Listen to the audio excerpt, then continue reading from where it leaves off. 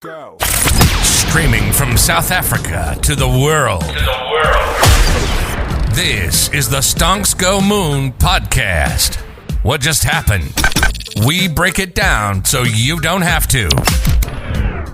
Welcome everyone to the Stonks Go Moon podcast. The guest today, Georgi Koreli, co-founder and CEO of Hinkal. Welcome to the pod.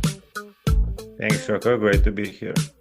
So when I started researching you a while ago, I misread something. I saw two-time Sambo World Champion. And I thought, oh, nice, dancing. And then I'm like, went into this rabbit hole. I was like, no, but I can't get this dude. Like, what? And then I was like, oh, no, it's two-time Sambo World Champion.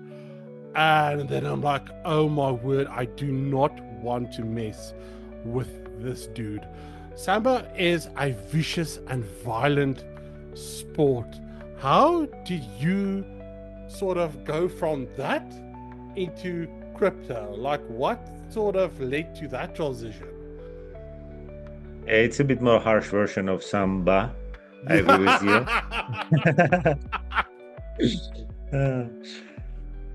And I did Samba actually from 10 to 20 years old. So I was world champion under 18 and then under 20. But at the same time, I was pursuing my economic degree and I actually had professional experience right after. So I was working 5 years in investment banking. And then when I moved to US, I actually always experienced that I learned during Samba, right? So when you're a professional wrestler, you always have these periods, right, of uncertainty when you're preparing something, you're losing. And then this feedback loop is very quick, right? Because you have competitions every weekend, right? So, and, you are always on this adrenaline rush of what's happening next, how you win, you lose, right? And you live in this movie.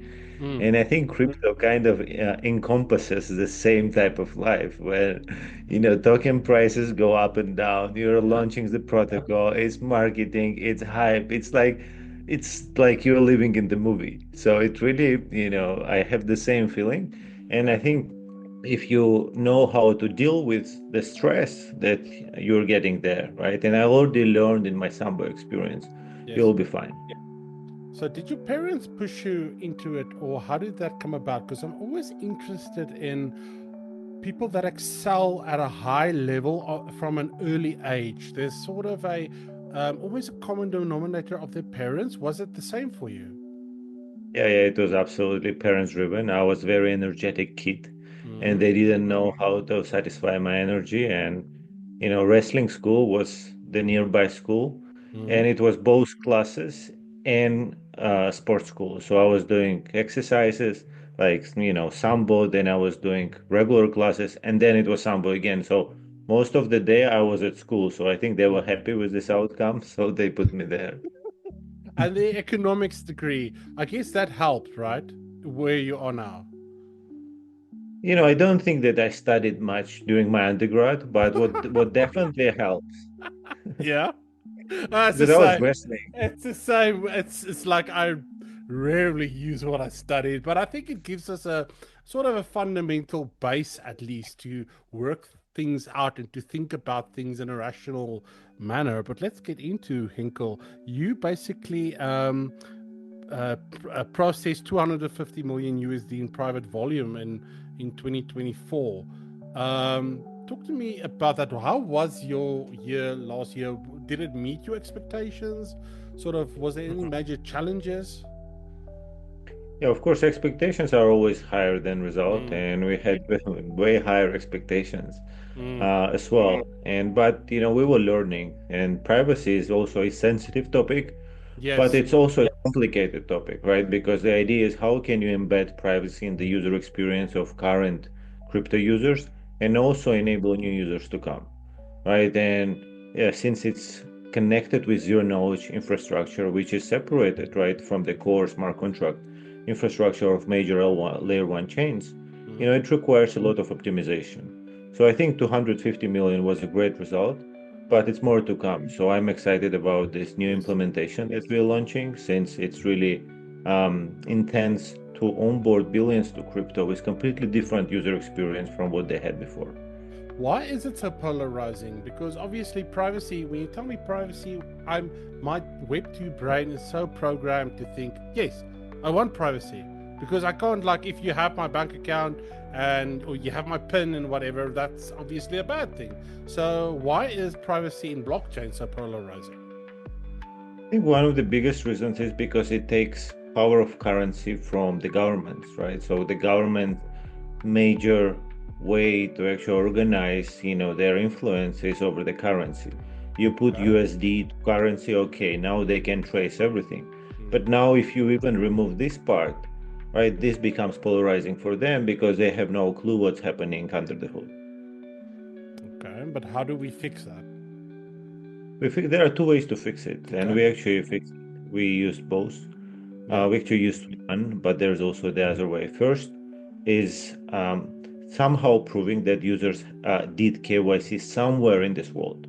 What we Okay. are doing here is we are using centralized exchanges and ZKTLS, so users can prove that they have centralized exchange account without sharing any information with us, Mm. and we are giving green lights to them.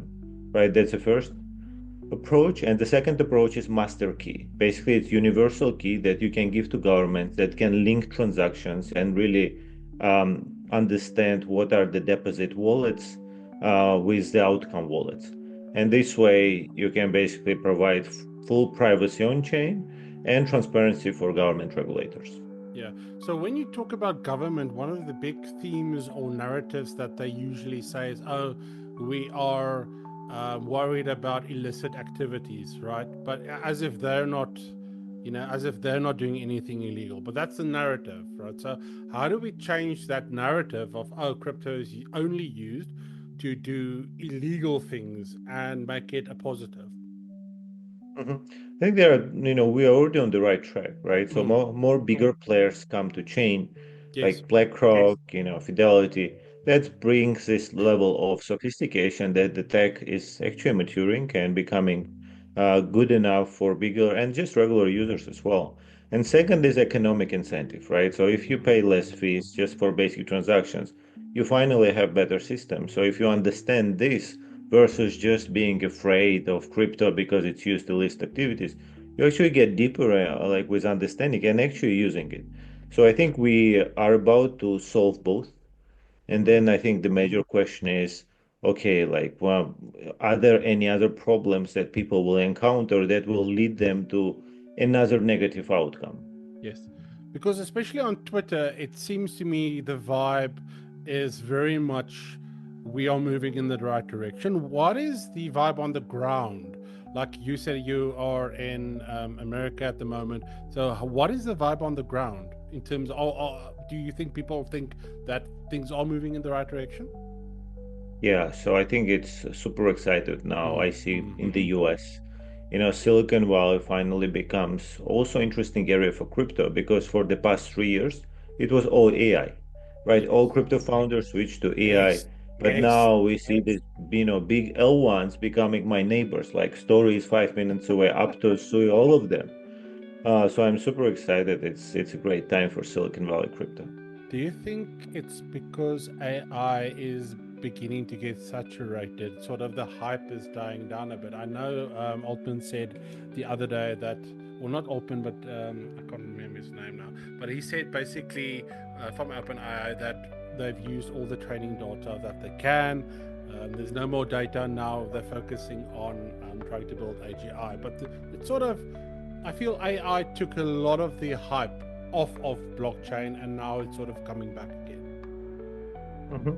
So I don't think they have all the data because they don't have blockchain data, Mm. right? So OpenAI cannot scrape any on-chain data yet, so they need completely different technology for that.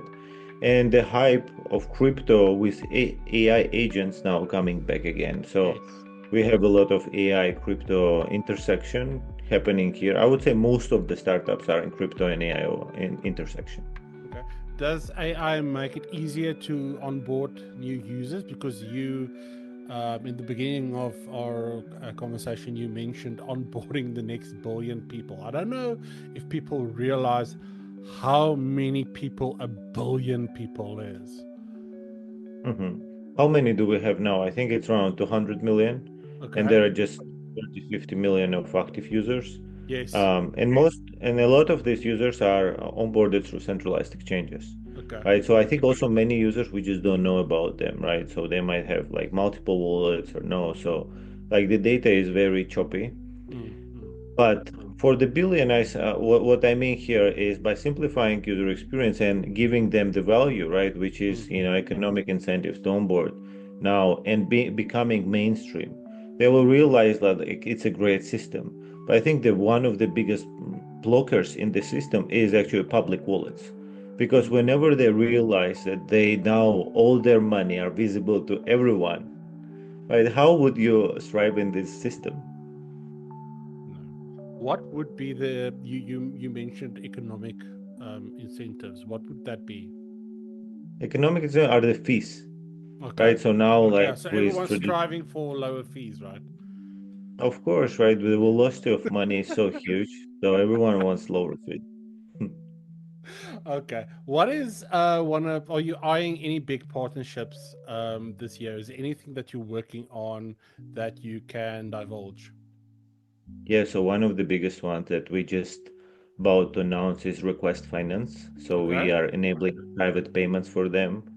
We are working with a couple of token vesting platforms that are huge as well to enable private token vesting liquidations. And what we see now that payrolls actually are moving to crypto completely, the biggest payroll systems, and we are close to enabling privacy for payrolls as well.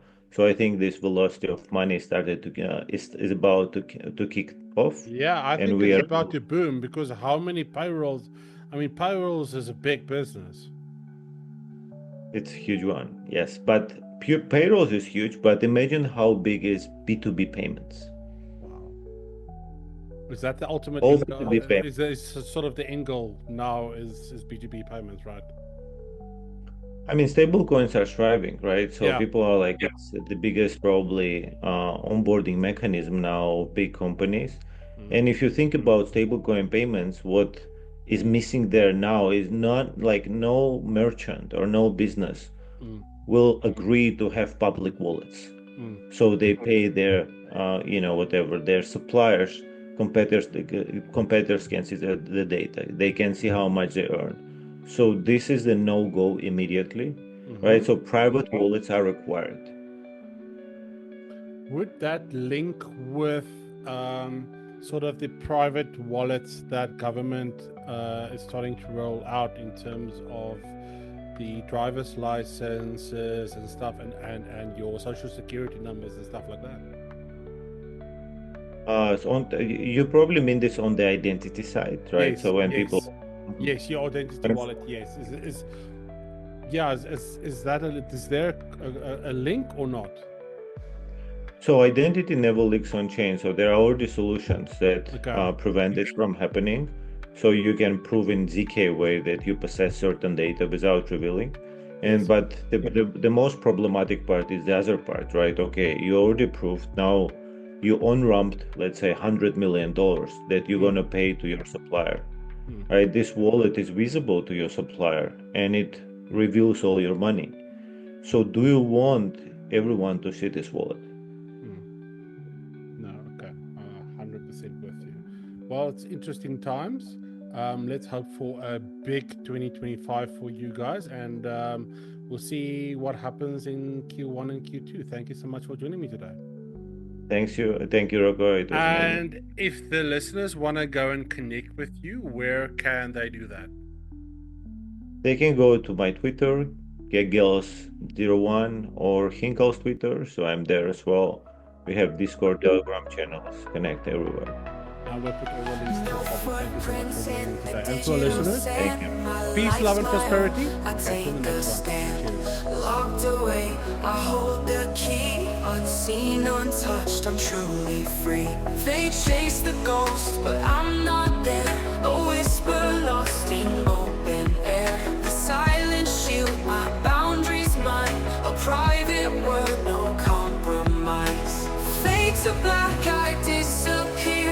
A hidden truth, no trace, no fear.